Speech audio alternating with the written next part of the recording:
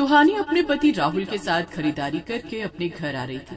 आज तो बहुत ही ज्यादा थक गए। खरीदारी भी तो हमने कुछ ज्यादा ही कर ली और सबसे ज्यादा तो खुशी मुझे इस बात की है कि मैंने अपने लिए नई चेन खरीद ली। पता है, नई चेन खरीदने का मेरा कब से मन था, अब जाकर कहीं खरीद पाई हूँ। देखकर बताओ ना, मेरे गले में नई चेन कैसी लग रही है। वाकई में ये चेन तुम्हारे गले में बहुत ही सुंदर लग रही है। सुहानी और उसका पति दोनों बात करते हुए अपने घर के लिए जा ही रहे होते हैं। तभी सुहानी को कुछ महसूस होता है, जैसे कोई हाथ उसके गले से चेन निकाल रहा हो।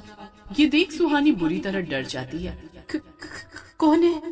कौन है? सुहानी डरते हुए पीछे मुड़कर देखती है तो उसे कोई दिखाई नहीं देता। क्या हुआ? तुम इतनी घबरा क्यों रही हो? मुझे ऐसा लगा जैसे किसी ने मेरा गला पकड़ा हो।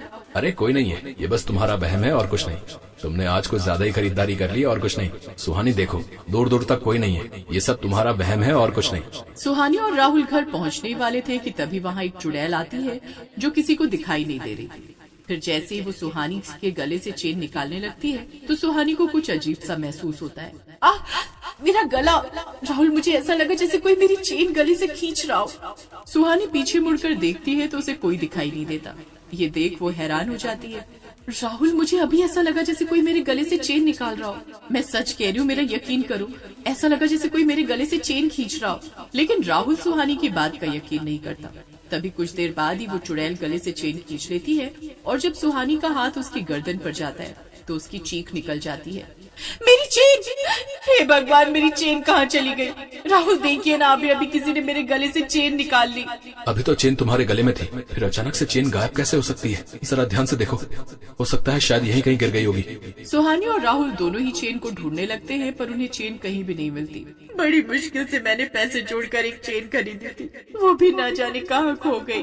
बेचारी सुहानी अपनी चेन की वजह से रोई जा रही थी। जिसने सुहानी के गले से चेन निकाली थी वो और कोई नहीं, एक चुड़ैल थी जो किसी को भी दिखाई नहीं दे रही थी। सोने की चेन, ये चेन सिर्फ मेरी है और सोना पहनने का अधिकार मेरा है, सिर्फ मेरा है और किसी का नहीं। चुड़ैल सोने की चेन को पहन लेती है। तभी उसमें एक अजीब सी शक्ति आ जाती है और वो जोर से भयानक सी हंसी हंसने लग जाती है। अरे वाह, इस गोल्ड की चेन को पहनकर तो मैं और भी ज्यादा खूबसूरत लग रही हूँ और मेरी शक्तियाँ भी बढ़ गई हैं। बस इसी तरह मुझे सोने की चीजें मिलती रहे, फिर मेरे पास गोल्ड ही गोल्ड होगा, जिससे मेरी शक्तियाँ और भी ज्यादा दुगनी हो जाएंगी। चुड़ैल गोल्ड की चेन पाकर बड़ी खुश हो रही थी। उधर सुहानी का चेन खो जाने की वजह से रो रो कर बुरा हाल हो रहा था। चुड़ैल चेन लेकर गायब हो जाती है।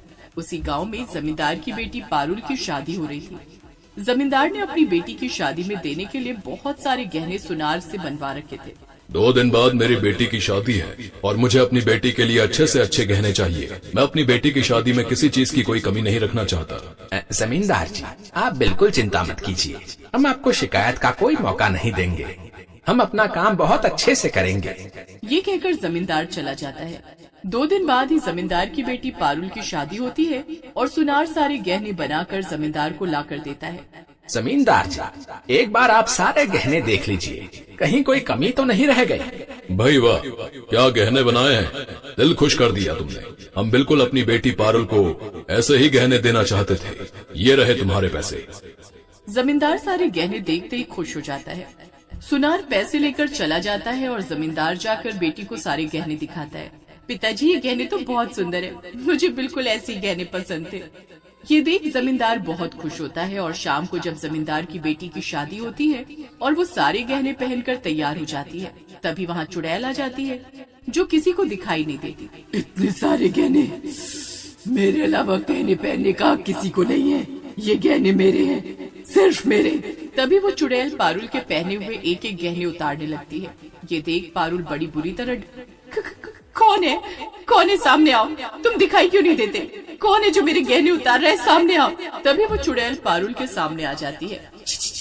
चुड़ैल, तुम मेरे गहने क्यों लेना चाहती हो? क्योंकि इन्हें पहनने का हक सिर्फ मेरा है और किसी का नहीं। अब चुपचाप से सारे गहने निकाल कर मुझे दे दो।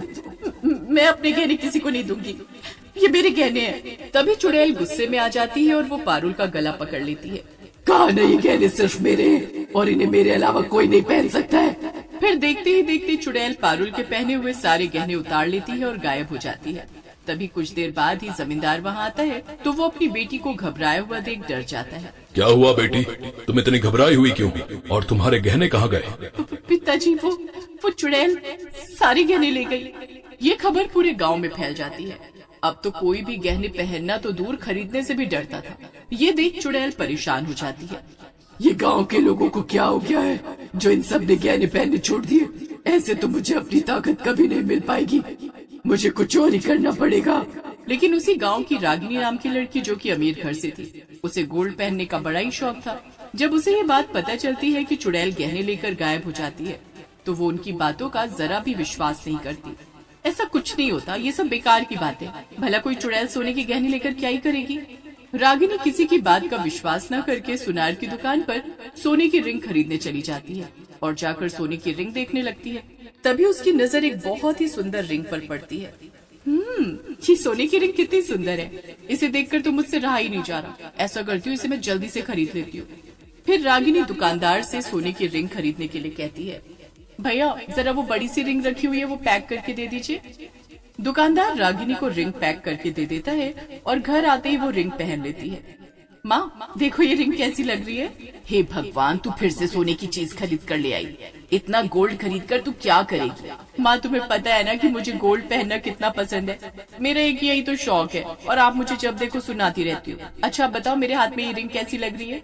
रिंग तो सुंदर लग रही है, कहीं ज्यादा सोना खरीदना तुझे किसी दिन महंगा ना पड़ जाए। माँ ऐसा कुछ नहीं होगा, आप बेकार में ही चिंता करती हो। अच्छा माँ अब मैं अपने कमरे में जा रही हूँ, मेरे लिए एक कप चाय भिजवा देना। ये कहकर रागिनी अपने कमरे में चली जाती है और अलमारी में रखा हुआ एक बॉक्स निकालकर उसमें रखे हुए सोने के जेवरात निकालकर बड़ी खुश होती है। अब तो मेरे पास बहुत सारे सोने के गहने हो गए, इसमें सबसे ज्यादा गोल्ड मेरे पास है और किसी के पास नहीं। तभी इतने में ही वहाँ चुड़ैल आ जाती है।